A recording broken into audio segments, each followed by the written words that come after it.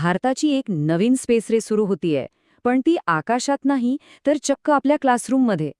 चला तर मग बघूया कसं शिक्षण भारताच्या स्पेस ड्रीमचं नवं लॉन्चपॅड बनत आहे. ही आहे ती मोठी घोषणा. भारत आता स्पेस टेक्नॉलॉजी थेट विद्यार्थ्यांपर्यंत पोहोचवण्यासाठी एक जबरदस्त मोहीम सुरू करतोय. देशभरातल्या निवडक शिक्षण संस्थांमध्ये आता खास स्पेस लॅब्स उभारल्या जाणार आहेत. आता ह्या सगळ्या योजनेच्या मागे कोण आहे? तर ती संस्था आहे इनस्पेस.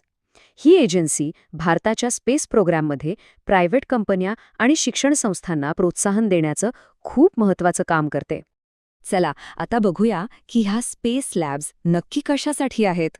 म्हणजे या फक्त इमारती आहेत का? नाही, ह्यामागे एक खूप मोठं आणि स्पष्ट ध्येय आहे. खरं तर याचा हेतू अगदी सोपा आहे, पण तितकाच महत्त्वाचा.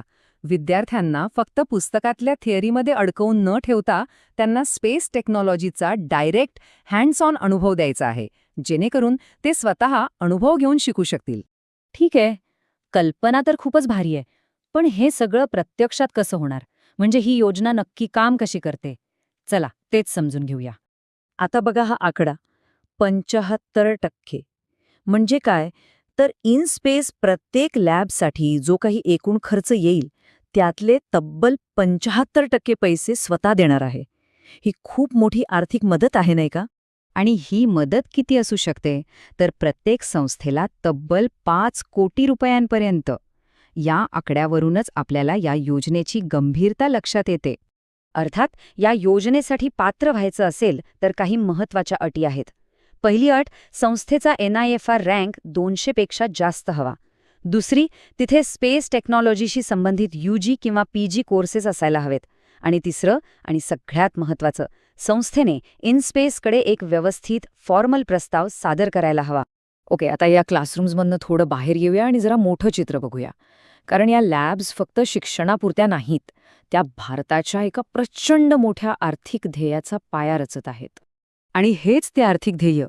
आज भारताची स्पेस इकॉनॉमी साधारण $8 अब्ज आहे. पण अंदाज असा आहे की 2033 पर्यंत ती तब्बल $44 अब्ज पर्यंत पोहोचेल. आणि हा चार्ट बघा, ही वाढ किती प्रचंड आहे हे लगेच लक्षात येतं. आज आपण आहोत $8 अब्ज आणि फक्त पुढच्या 10-12 वर्षांत आपण झेप घेणार आहोत थेट $44 अब्ज. याच भविष्यासाठी तर या विद्यार्थ्यांना तयार केलं जातंय. तर मग ह्यातला सगळ्यात महत्त्वाचा मुद्दा काय आहे? हे फक्त आकडे नाहीत, हे फक्त पैसे नाहीत. हे आहे माणसांबद्दल, आपल्या पुढच्या पिढीच्या टॅलेंटबद्दल.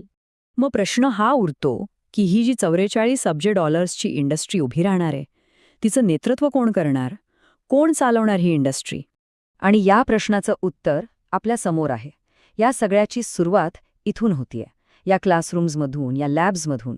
भारताचे भविष्यातले इनोव्हेटर्स, सायंटिस्ट्स, आंत्रप्रेनर्स ते इथेच घडणार आहेत.